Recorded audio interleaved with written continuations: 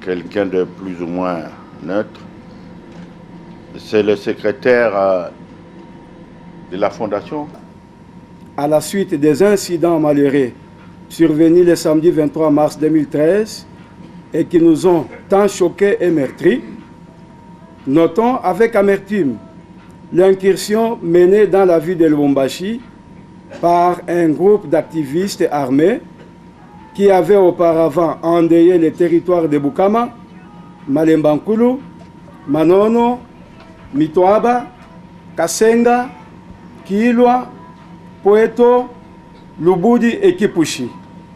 Ces activistes avaient déjà à leur sinistre bilan vol, viol, déplacement massif de population, destruction d'écoles et de centres de santé, pillage des récoltes, profanation d'églises, tuerie des fonctionnaires, des policiers, militaires et d'agents de service, atteinte au symbole de l'État.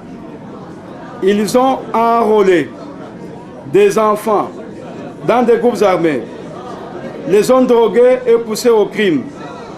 Cette liste macabre s'allonge aujourd'hui avec la psychose créée dans l'esprit des investisseurs et des touristes au risque de les décourager de venir au Katanga. Nous condamnons fermement ces actes de barbarie et de subversion qui sont l'œuvre des gens assoiffés de pouvoir et qui ne reculent devant rien pour assouvir leurs ambitions. Reconnaissons que les commanditaires de ces morts inutiles et de ces douleurs gratuites sont des manipulateurs qui exploitent la détresse de la jeunesse et la précarité de la vie de nos populations, impatientes d'accéder aux services sociaux de base. Certes, le gouvernement central et provincial fournissent progressivement des efforts dans ce sens, mais vu l'ampleur de la tâche, les retombées ne sont pas encore ressenties dans l'arrière-province. De plus, le retard mis dans l'organisation des élections provinciales et locales contrarie les ambitions et exacerbe les rivalités politiciennes. Nos populations sont aussi exacerbées par toutes sortes de tracasseries perpétrées par des fonctionnaires inamovibles, des régies financières et même des activistes des partis politiques intolérants. Toutefois, cela ne devrait en aucun cas servir de prétexte pour organiser l'insurrection, porter atteinte à l'intégrité du territoire national, recruter des enfants soldats, comme si on voulait coûte que coûte transposer chez nous les affres qui se vivent ailleurs.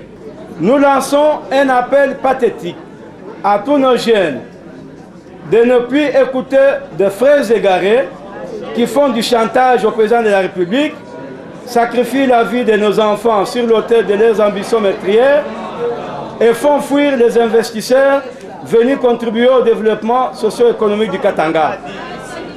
Barrons la route à la violence et à l'impunité.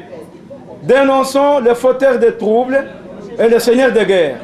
Ainsi, nous ferons un chèque à toute tentative de sécession ou de balkanisation du Congo, notre cher et beau pays. Que vivent les Katanga par-dessus ces subdivisions administratives et territoriales, que vive le président de la République, Joseph Kabila Kabange, que vive la République démocratique du Congo, dont béni de nos aïeux. Nous en appelons également à des sanctions exemplaires contre les responsables militaires, policiers ou des services de sécurité qui ont manqué à leur devoir lors des derniers incidents, ainsi qu'à la recherche active de meneurs et inspirateurs de l'insurrection en vue de poursuites judiciaires à leur encontre. Nous faisons nôtre la recommandation des députés nationaux qui appellent instamment le gouvernement central à doter l'armée, la police et les services de sécurité des moyens logistiques appropriés en évitant tout prétexte. Quant à la classe politique katangaise, elle doit lutter en permanence pour l'unité de Katanga et l'unité de la République démocratique du Congo, se réarmer moralement et prouver sa capacité à se régénérer.